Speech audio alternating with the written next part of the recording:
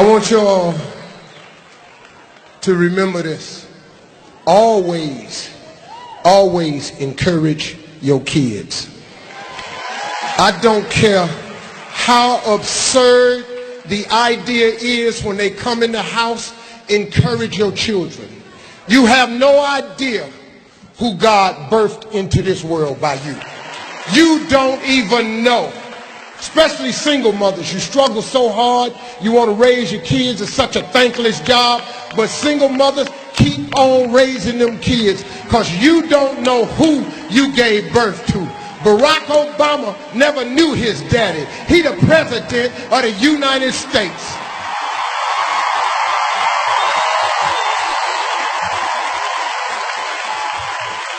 I don't care what idea they come in the house with. My son that came in there with the stupidest shit. I want to be a big-time wrestler. Okay, motherfucker, went and bought him a wrestling belt. I know gonna fuck well I ain't finna let him be no goddamn wrestler. Shit, all this money I'm putting into your ass, you jumping off back of the couch and shit. Shut your black ass down off that fucking couch. And see, I was fortunate because my father was always my biggest supporter. My daddy, man, really surprised me one day because I had a teacher in the 6th grade and we had been out on summer vacation, and when we came back the first day of school, her assignment was write on a piece of paper what you want to be. So I wrote on my paper, I want to be on TV. Shit, I didn't know. Ain't nobody told me I couldn't. Had no adult came along and crushed me. I was 9. I'm a kid. I didn't know you couldn't be shit.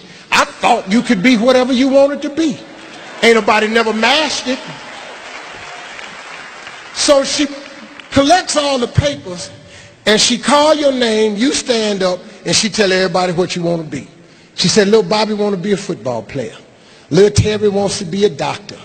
Look here, Sheila wants to be a nurse. Willie wants to be a doctor. And I went, Willie want to be a doctor? Who buying into this bullshit right here? Willie can't even read. You know the prescriptions he gonna be writing that's fucked up. It's gonna be a lot of sick ass people. So she called everybody's name but mine. She got to mine, she said, little Stevie, stand up. So I stood up and she said, come up to the front of the class. And I'm thinking to myself, this is a gold star moment. I'm finna go up here because my answer was better than all the rest of these kids. I'm finna go up here and give me a gold star.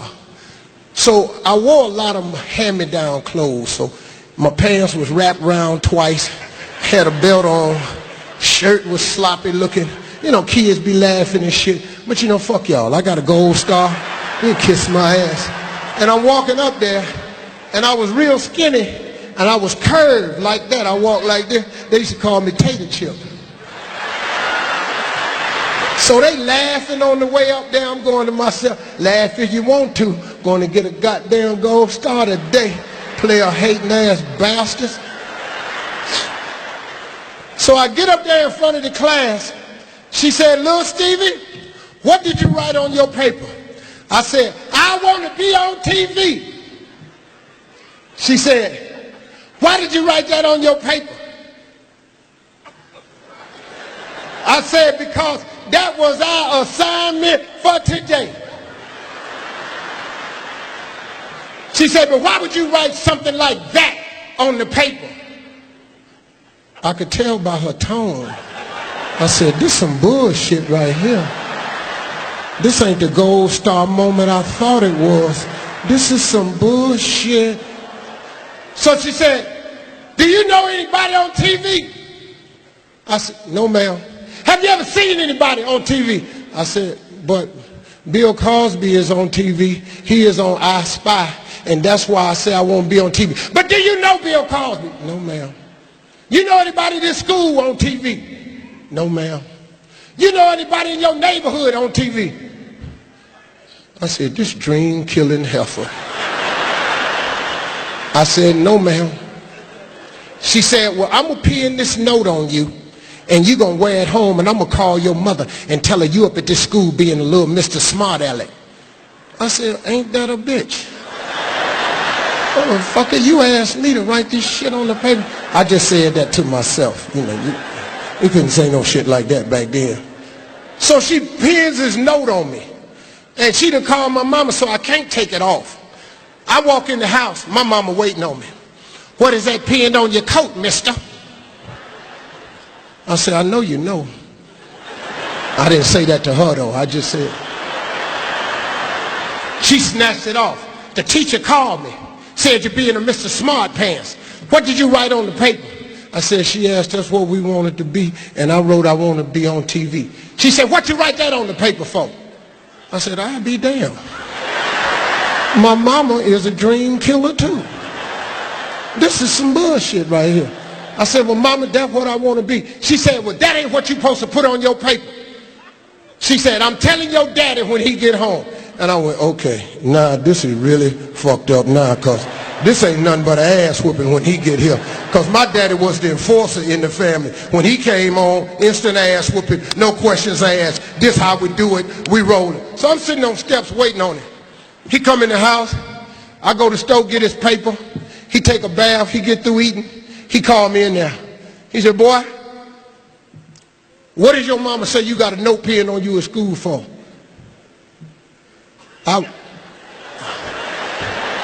She said, tell him what you wrote on your paper. I said, I want to be on TV. He said, what you write that on paper for?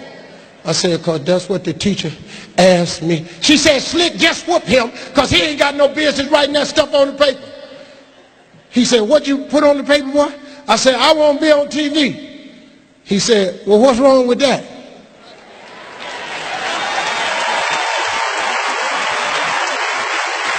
I said, a reprieve from the governor.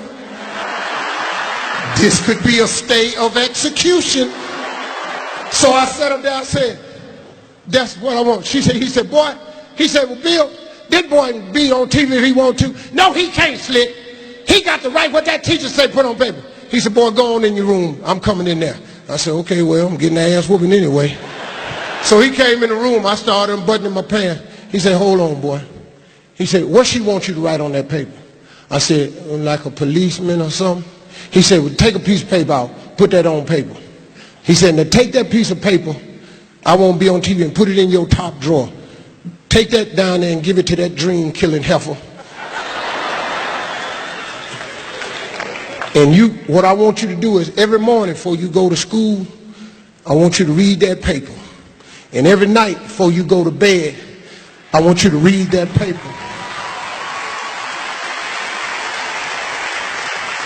If you turn your TV on 5 days a week,